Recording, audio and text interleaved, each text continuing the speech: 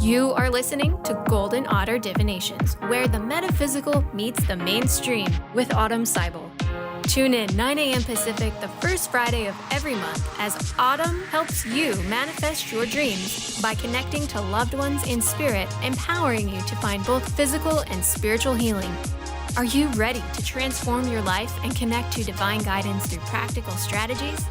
Golden Otter Divinations is the place to find engaging interviews with medical experts, practicing mediums, intuitives, healers, and many more. Now, here's your host, Autumn Seibel. Hi, everyone. I'm Autumn, and you're listening to Golden Otter Divinations on Transformation Talk Radio. Stay with us for the next hour as we explore where the metaphysical meets the mainstream. And join us live each first Friday of the month, 9 a.m. Pacific, noon Eastern, when we have new, informative, and engaging interviews with medical experts, practicing mediums, intuitives, healers, and many more to help uplift, educate, and empower listeners like you to find physical and spiritual healing. All right, so thanks so much for joining the show. While we're here in the Halloween and Dia de los Muertos spirit of magical possibilities, I couldn't think of a better guest to have on to discuss how we can incorporate practical magic into our everyday lives.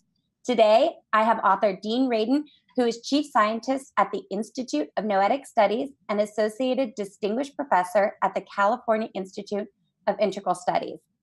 Dr. Radin earned his MS in Electrical Engineering and a PhD in Psychology from the University of Illinois, Urbana-Champaign. Before joining research staff at the Institute of Noetic Sciences in 2001, he held appointments at AT&T Bell Labs, Princeton University, University of Edinburgh, and SRI International. He is an author or co-author of hundreds of technical and popular articles, 4 book chapters, and 4 popular in-print books: The Conscious Universe, 1997, Entangled Minds, 2006, Supernormal, 2013, and most recently, Real Magic, 2018. All combined, they've sold over 120,000 copies and have been translated into 14 languages so far. Without further ado, welcome to Golden Otter Divinations, Dr. Radin. Thank you. Happy to be here. Thank you so much. So to raise our vibration and to really get in the flow, I like to ask all of my guests to share if they've had a golden moment lately. So golden meaning a time when you were just totally in the flow, or an interaction you knew was sent by I usually say spirit, but in your case, I'll say the more mystical side of life, and something just that made you smile or made your heart sing. Have you had any golden moments lately?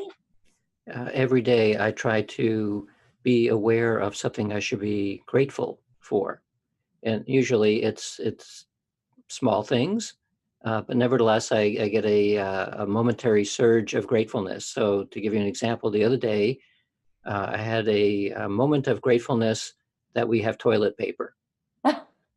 Because if you don't have toilet paper, then it's something that you usually really want. Yes. And the other thing is that with toilet paper in particular, there's a panic that can happen when you suddenly realize there is no more and it's too late. So that's an example of very mundane, relatively minor things where you can have a passing thought saying, wow, I am really thankful for. And this morning it was a hot shower.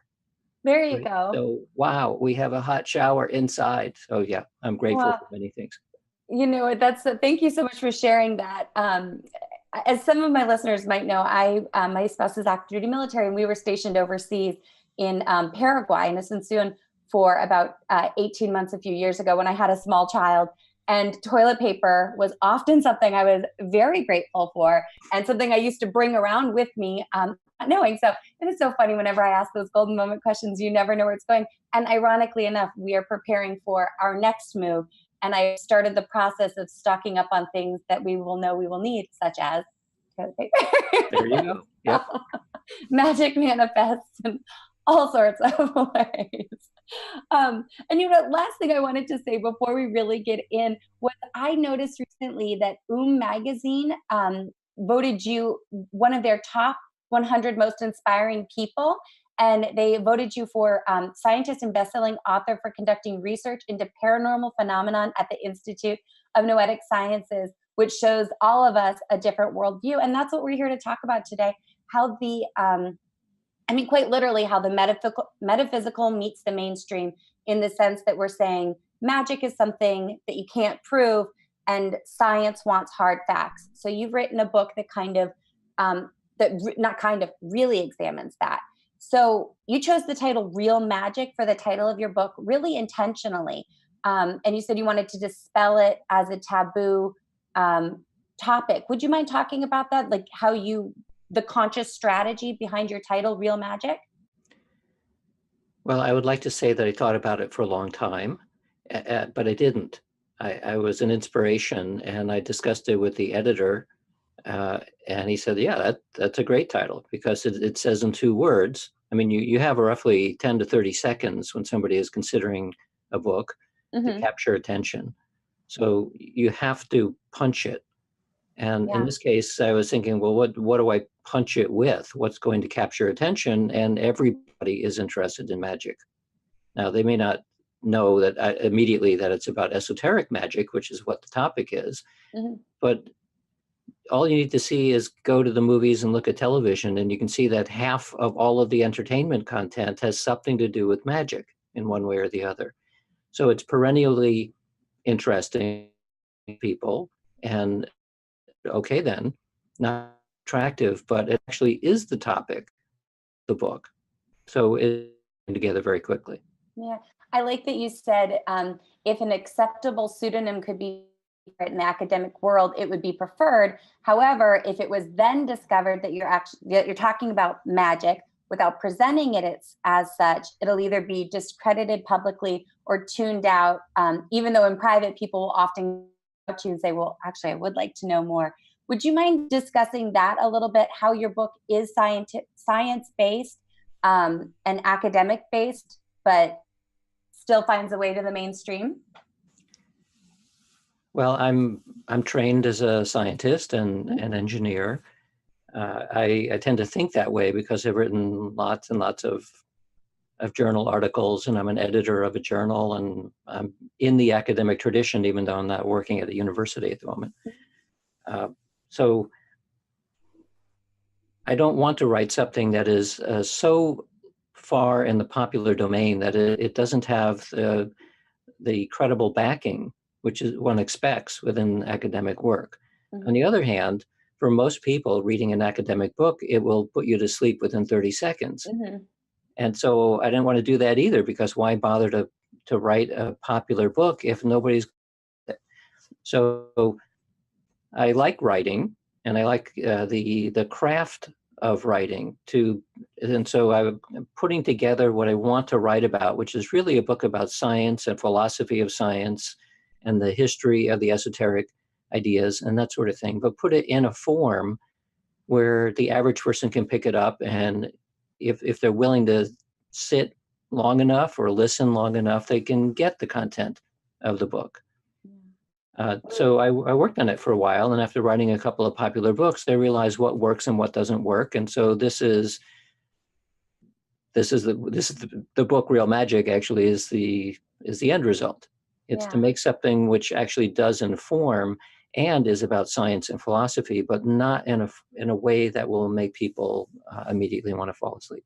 Yeah, I like that you said you didn't want to use a euphemism when the real word could serve to resurrect and rehabilitate, like magic, especially in academic realms. I think that's so cool. And where we are with our collective consciousness and being an educator and seeing young students we just had to talk about this, like their imagination is kind of beat down by textbooks. It's like, no, put those thoughts aside. That goes into the fake part of life. And then this is the real part. And it's this division that I always think, well, what if we let a little bit more of that imagination creep into the real? Because then eventually that imagination becomes real life. I mean, what we're doing right now, recording an audio and FaceTime, this 100 years ago was considered magic. This would have been, you see the Star Wars, Star Trek, where they have the holographs, and that was magical thinking. And now here it is, very much a reality. And so I love that your book, I describe it as the Harry Potter for adults who have been trained academically to think rationally, but still want to have hope and magic.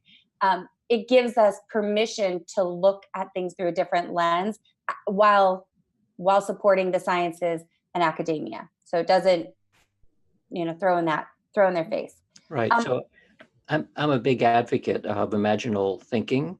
Mhm. It is true that a part of the schooling process and even the process of becoming mature, that one is expected to not magically think about anything anymore, not to use your imagination. And there's both good and bad reasons for that. So the good reason is that if you tend to believe everything and you're not critically thinking about things, well, you could end up in a bad place. So let's see, what is this? The computer telling me something. I'll just ignore it. So It's the future calling. They're saying you're on to something. yeah. So it's useful to be thought about critical thinking and rational thinking. It prevents us from flying down the rabbit hole and never being able to come out. This is where you see a lot of cults and conspiracies that happen. Yeah. But the flip side is that the nice thing about science is that as a method, it can be used to study anything, including ideas like magic. I love this. We've got to get ready to go to a break, but when we come back, I do want to talk more about the different categories of magic and what is considered fictional magic, fake magic, and real magic. And then I also want to talk about the foreword in real magic, which is probably the best piece of non-fictional, or what I was calling predictive nonfiction text that I've read since Harry Potter. But you're listening to Golden Otter Radio with Autumn Seibel. We're going to take a quick break, and when we come back, we'll explore more about magical thinking with real magic author Dean Radin. Stay tuned. We'll be right back.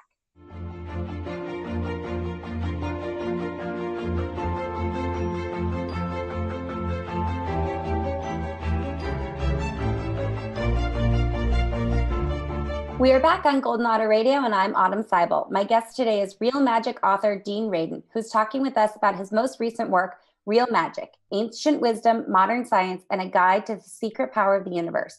But before we continue, I want to make sure everyone knows how to contact Dr. Radin and where to get a copy of his new book. So Dr. Radin, would you mind giving us contact information for your listeners or your website? DeanRadin.org. Or noetic.org. So the institute I work at is Institute of Noetic Sciences, so noetic.org, and me, deanradin.org. Awesome, thank you. And then the book is available anywhere books are sold, Amazon, the whole nine. Right. Dr. Radin, would you mind explaining to our listeners what exactly Noetic Sciences, what they are, what it is? The word noetic comes from the Greek root word nous, which means to know. And so we study all ways of knowing. We generally think sometimes that the only way to know is rationally or logically, and those are two ways. But there's also intuitive ways of knowing, psychic ways, mystical ways, lots of different ways. And so the other side, beyond rational ways of knowing, is not studied very much in the academic or scientific worlds, and yet most of the great inspirations in science and art and music and so on are not rational. So we study the whole range of ways of knowing. Fantastic. I love that explanation. Thank you so much. So going back to our conversation that we were having just a minute ago about the difference between fictional magic, fake magic, and real magic. So in your book, if you say, if Harry Potter is fictional magic and Harry Houdini is fake magic, what represents real magic by your definition? Well, the simple answer is it's not Harry Potter and it's not Harry Houdini, whatever is left over. But the more accurate answer is that when you look at the way that science has been developed, it comes out of esoteric traditions. And within the esotericism, the practice of the worldview that is provided by the esoteric worldviews, that practice is magic. And an exact analogy to the practice of applying the scientific worldview is what we call technology. So magic is a kind of esoteric technology. So it's something that we can interact with, create, and use how we see fit? Well, yes, but it more importantly that it's an application of a way of viewing the nature of reality. That's what magic is. And of course, Wow. there's specifics. There's divination and manifestation and so on. But the idea is that we all have a certain worldview. We have a way of thinking about the nature of reality. Mhm. And when we apply that worldview, we do something with it. Well, that's a technology. So electronics and all of the tools of modern life are the Mhm. applications of the scientific worldview, but there's other worldviews. And so magic is an application of the esoteric worldview. Wow. Somebody should tweet that. Somebody get that, tweet that. That's a good one. So in your book, you do talk a lot about how our thinking about magic has changed, and alchemy is to chemistry. So you're saying that chemistry is missing the intention part on Mhm. the part of the chemist, astrology to astronomy, herbalism to pharmaceuticals. So there's this part of consciousness that's lacking in the transition between the two, is kind of what I hear you saying. That's true. And if you look at the history of science, it very clearly comes out of the magical traditions. Hmm. So as you said, the things like alchemy, astrology, and herbalism were considered magical practices Hmm. until we learned enough about them to turn into what we currently think of as science, except that science leaves out an element in all of these. And the element is basically the nature of consciousness. Because anybody who was an alchemist or an astrologer or an herbalist, they knew that their intention was an important component in what they were doing. And we're not taught that in the modern world.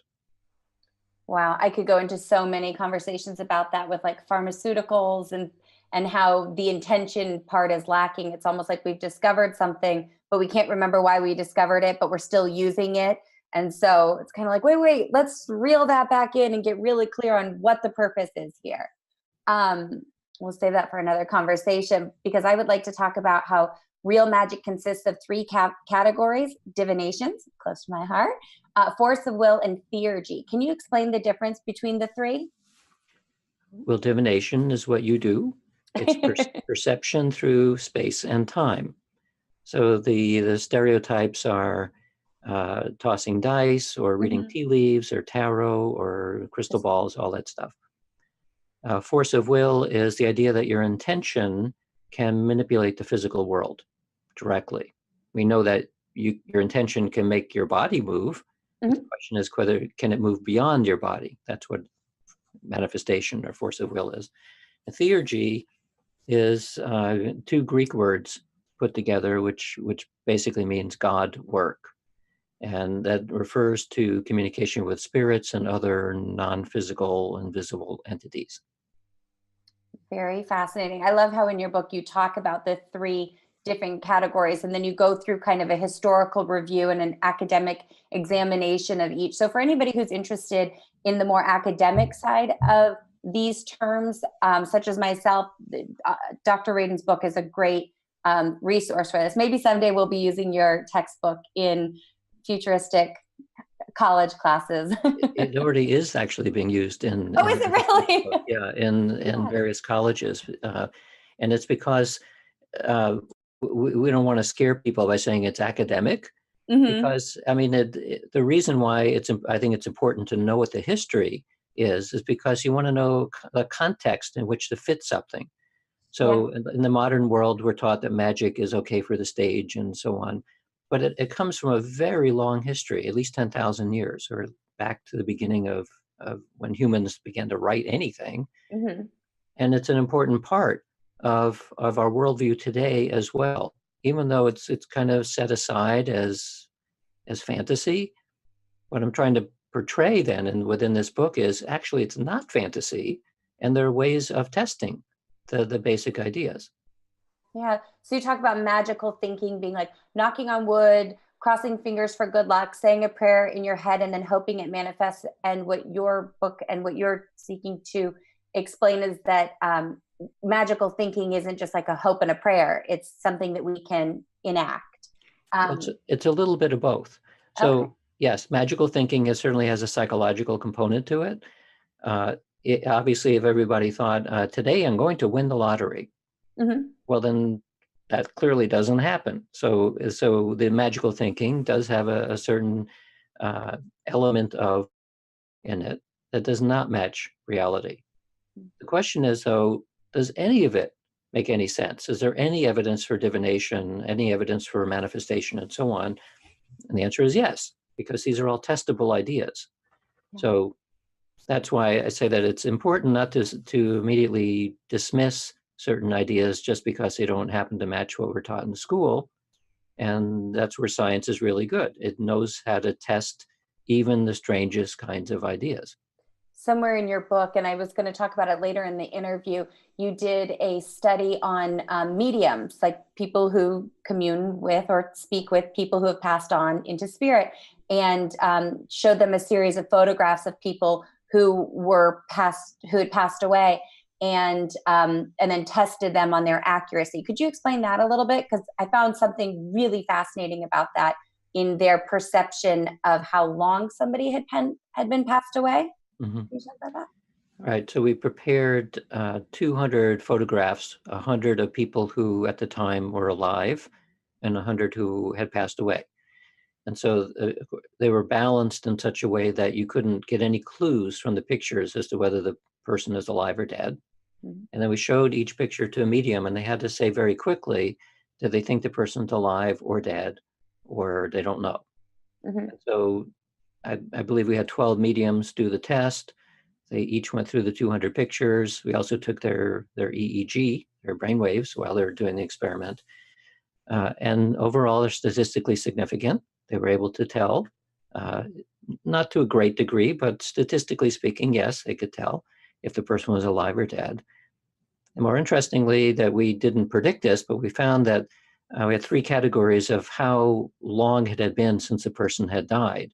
So if they had died within a couple of years, the mediums were much more accurate in telling whether the person was alive or dead.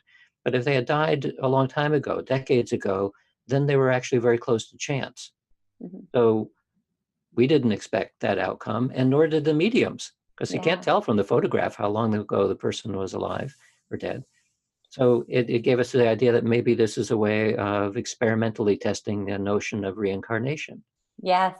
I love that. When I read that, I was like, wow, we actually are getting close to putting a process in place to test things like this. And I think that's fascinating and kind of what's coming next in the field of mediumship. You see it sometimes in the popular mainstream because people are really fascinated with it and want to know the components and how it works. And some people are able to explain it really well, and some people are just able to do it. And I think finding a way for a conversation to take place where it's okay to be wrong and it's okay not to have all the answers, but to be open to wanting to test it, and not necessarily to prove it, but just to be able to show that it isn't something that's just like totally bizarre. It's actually a very normal part of human consciousness that we've just kind of tucked away through evolution and the use of other technology, as you've said.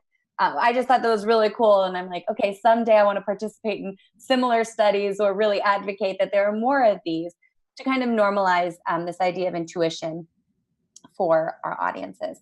Mm-hmm. And then we're going to have to take another break in a minute. But when we get back, I do want to talk more about how you say that religion believes in magic, but strictly bans it. And then talk about some historical examples of that, as well as how religion, religion surpasses magic. Science denies that it's even possible. So it kind of puts us in a little predicament. So we'll untangle that when we get back. We're on Golden Otter Radio with Autumn and my amazing guest today, Real Magic author Dean Radin, who's here discussing his most recent book, Real Magic. Stay tuned and we'll be right back.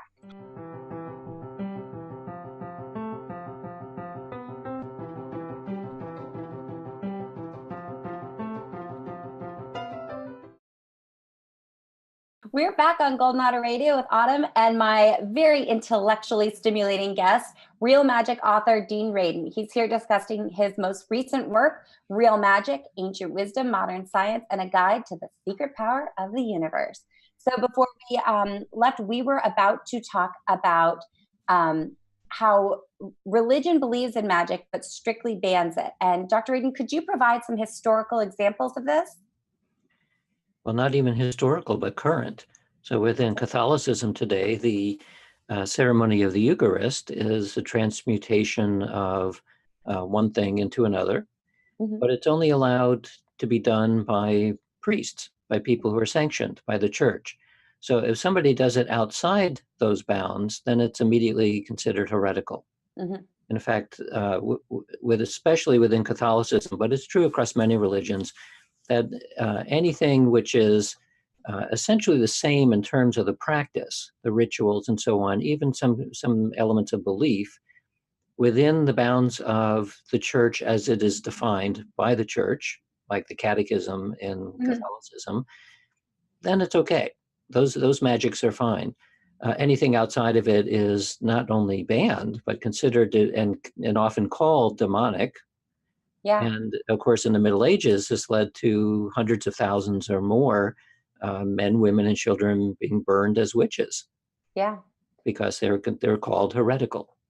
I've heard theories that, and I will not do this justice, so bear with me, that essentially as we evolved into a modern species with a lot of interdependence in our modern world, we kind of isolated power into certain holdings and we gave away a lot of our power. We said, you know what, it doesn't feel safe that we all have this unlimited potentiality. So let's give it to a certain group of people and let them be in charge with it so we don't mess it up. Some might say that it was taken from us. Some might say that we gave it up. Whatever you want to say, it's this idea that the individual doesn't have power and you are putting it into somebody else, whether that is religion, science, politics, the financial sector, whatever that other is.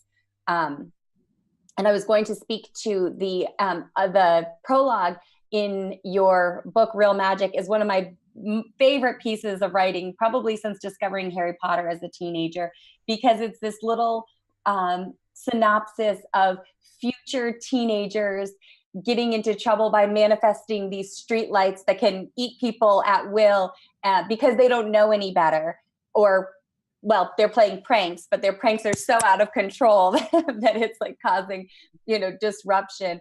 But even that story was told as part of like an archival digging. I don't know. If you haven't read it, please go read it. Even if you just read the first 5 pages, it is some of the best writing I've seen in a while. Do you want to describe it for our readers, our listeners? Well, thank you for that. But the idea is that we always imagine that we're living in the most sophisticated time, always. And of course, we never are. We're living in the time that we're in history. And so I decided to write a future history, a history that looks back on today through looking at about 100 years from today. So it's looking back repeatedly through history from the far future. And it's basically saying that those poor people back in the 21st century, they didn't realize how important that consciousness was as an element, something to be studied. And they were just on the cusp of understanding how important it was, and that it was also very, very similar to what the ancients used to call magic. But now this is written from the future time where magic is well understood. And so I use this idea that kids throughout history have been writing graffiti everywhere. And so in the future, you'll also have people who are in what amounts to a kind of technological, magical society. And kids will take advantage of that as well. And except that rather than using graffiti to mess up walls, they will start using magical spells to create things which are basically an annoyance for adults. I love it. I love it so much. Sometimes when I just need a little pick me up, I will go back and listen to that. It just makes my imagination kind of tingle and gets me into a more fun state of mind as an adult, because so often we can get, really focused on what's rational, what's practical, and what's real. And I'm saying it here first. It's you'd call that fictional writing, but I am calling it predictive nonfiction. So, well, all good science fiction is predictive. There you go. Yeah. So, all right. So speaking of science and science fiction, so we were talking about religion, and you say at the same time religion surpasses magic, science denies that it's possible.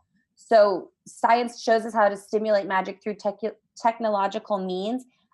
Could you talk about some revisionist history that you've seen as far as occultists written out of scientific history?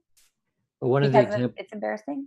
Yeah, one of the examples I use in the book is one of the founders of the Jet Propulsion lab named Mhm. Jack Parsons, who was responsible for the design of rocket engines, and very successfully so. Mhm. But he was also a ceremonial magician, meaning that he would go out and do rituals with his Sounds like other my kind of friends guy. in the desert. Uh, and he attributed some of his success in terms of the ideas that he had for making rockets with this ceremonial magic. Mhm. Well, if you look at the history of NASA and JPL, you occasionally will find mentions about Jack Parsons, but you never hear anything about his actual interests. Yeah, there's a lot of people throughout history who have had very similar backstories that when you dig a little bit past the glossy pages of history, you'll find who they really were as individuals. And, we were just talking about that with Golden Otter. This is my behind the glossy page. Hmm. But, J.K. Rowling, she's the author of the Harry Potter series, huge. And I remember when that book came, that series really hit its popularity, she was forced basically to deny any belief in the occult to keep religious groups at bay. And I think since then, she's kind of come out and said that she does believe magic was possible, and kind of put some books, but parentheses around it, but has also opened it back up to, now that the series is done, to say, what if magic really does exist? Hmm. That's really cool. And then, so you say all of the ideas within magic have actually been systematically tested for the last 150 years.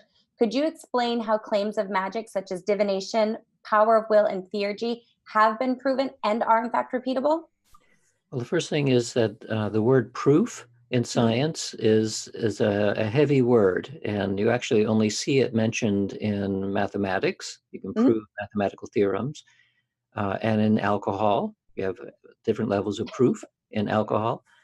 Uh, so in science, it's more about the confidence in evidence. So I don't use the word proof very much. What I can say then is that divination is about perception through space and time. So from a scientific perspective, we can study and have studied for a long time now ways of perceiving through space and time called clairvoyance or Mhm. precognition. Mhm. So those are both completely amenable to being studied in the laboratory. Uh, for power of will or manifestation in a lab, we'd call it psychokinesis. Some Mhm. people use the word telekinesis. It's the same thing. It's the notion that your intention can cause something to happen at a distance. And theurgy, which has to do with spirits, we study that in terms of verifying that mediums can do what they say they can do accurately. We're also studying channeling. We can study near-death experiences, after-death experiences, out-of-body experiences, and so on. So while thinking of it in terms of magic, if you have in your head the idea of Harry Potter, the magic that you generally see is huge things Mhm. like levitation Mhm. and magical spells and so on. People sometimes forget that fiction is always an embellishment of reality. In this case, an embellishment doesn't mean you make it out of nothing. It's a Mhm. real thing, Mhm. but you wouldn't expect that you'll be able to find somebody who can do Harry Potter style magic under controlled conditions. In fact, we never see anybody who can do that. What we can see is real stuff that can be demonstrated to high levels of statistical confidence, but it's not the same as fiction. Mhm. So the nonfiction form of magic is quite real. There really is divination and manifestation and so on. But the magnitude of it and how robust it is and how repeatable it is much more in line with everything else that we know about human performance. Mhm. So sometimes people say, well, how come we don't get 100% accuracy when a psychic does a reading? Mhm. And I say, well, how come the best baseball players in the world only get a base hit 1 in 3 times? We're not perfect. Yeah, yeah, exactly. Um, there was a few things in your book I wanted to relate back to that. One being the when you do a tea ceremony and embed the tea with healing, and the receivers of the tea who believed that they were going to get healing were the ones who ended up getting it. So it goes back to this idea of intention, and we could talk about that because we've got to take another break.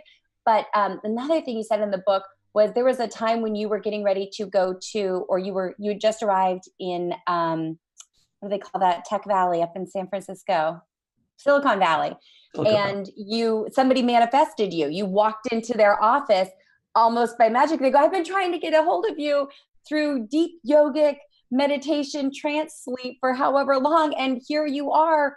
And you just walked into their office by happenstance. And actually, a very similar thing happened with getting you on the show.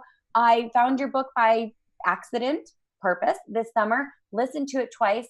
A girlfriend recommended it after I said I would be reading. She's like, oh, that's so great. I've been meaning to tell you about this book. Long story short, I'd been reading it and I think, man, I'd really love to have him on the show. So I wrote you and thinking, and then I released it. The intention was you'd be coming on the show, but I released it thinking you're a busy guy, maybe 6 months, a year. We'll see when you come on. 24 hours later, you were in my inbox. I was like, it works. Dean Radin is right. So I used your own book to manifest you on my show. So I just wanted to share that fun little story. Excellent. Yeah, it was really fun. But you know what? We've got to take another break. When we get back, Dr. Radin will be telling us more about real magic. So stay tuned.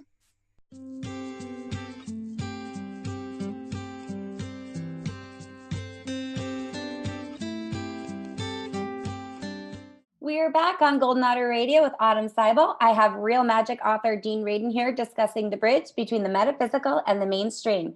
Now he's going to give us some more information on flagrantly psychic robots and how to become aware of the effects of real magic in our daily lives. So, Dr. Radin, right before we went to break, I was about to mention flagrantly psychic robots, which was not something we could cover in just a few minutes. So let's unpack that for a minute. What are we talking about here? We're talking about a significant push in the technological world to make artificial intelligence not only as intelligent as we are, but more intelligent. And so the fear among some people is that the moment that the robots are smarter than us, they're also much faster than us individually. And we're talking about not necessarily a robot, but of computer systems that span the entire world, which will be able to think faster than anyone ever has to come up with ideas. And also that because technology is in control of most of the technologies around the world, including the electrical grid and all of the other things that we rely on. Mm-hmm. If those systems suddenly become aware of themselves and decide that they want to do something, we would not be able to stop it.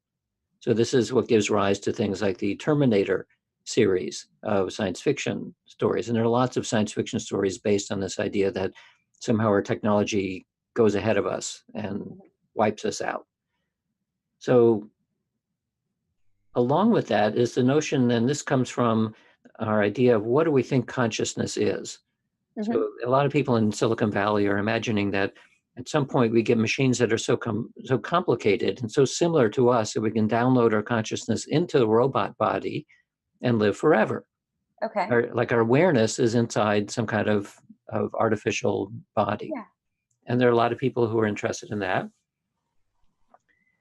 It assumes that our conscious awareness is the result of the highly complicated structures like the brain. Mm-hmm. So the brain is an incredibly complicated object. It has recursion, all kinds of self-reflective loops in it and things of that sort. And this is thought to give rise to our sense of experience or consciousness. There's actually no evidence that that is the case. And so and this is all from a modern scientific viewpoint, that's how consciousness is imagined.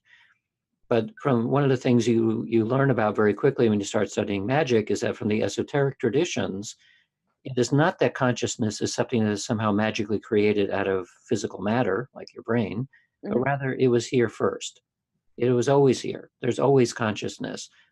And from the esoteric tradition, the physical world and everything we know about space and time and all the rest of it emerge out of consciousness because it's fundamental. It's more fundamental than physics. So from that perspective, if that is correct, and our studies and others of magical properties suggest that it is correct, then it suggests that if you have a sufficiently complicated robot brain, Mhm. that it would in fact enjoy a certain degree of consciousness, perhaps like ours, perhaps more conscious than us, because the physical structure itself can sustain what we experience as consciousness. In other words, you have a highly complicated thing inside your head that is allowed to, let's put it in quotes, receive Mhm. or detect that there's consciousness out there, and that's what we experience. And we feel it localized in our head. But if divination is correct and clairvoyance, it's not completely inside your head, because otherwise you wouldn't be getting information from elsewhere. So you can imagine that sometime in the future, we'll have these very complicated or sophisticated androids that are artificial humans, which could be psychic and may well be psychic because they will have consciousness, but they don't have the psychological filters that prevent most humans from being able to have it at their disposal. Yeah. I So don't know if our listeners are like me. I'm sitting here, I feel like I'm in a college class where the gray matter in my brain, I can feel new neurons and new synapses branching out, going, that's a new concept. Just go ahead and follow it and catch on to it, and you'll understand what he's talking about in a few days. well, this is one of the reasons why I had to put this in a book, because Exactly. the chapter where I'm talking about the if magic is real, what then? That's basically I'm talking about psychic robots. You need to have a little context and history to understand why that's even something to think about. Yeah. And it's hard to talk about in a paragraph, but there I think is a real possibility that future robots will not only look and act and think and be like humans, but in terms of psychic ability, they'll be way beyond us. Yeah. You talk about the concept of big C and little c in your book, big C being universal consciousness.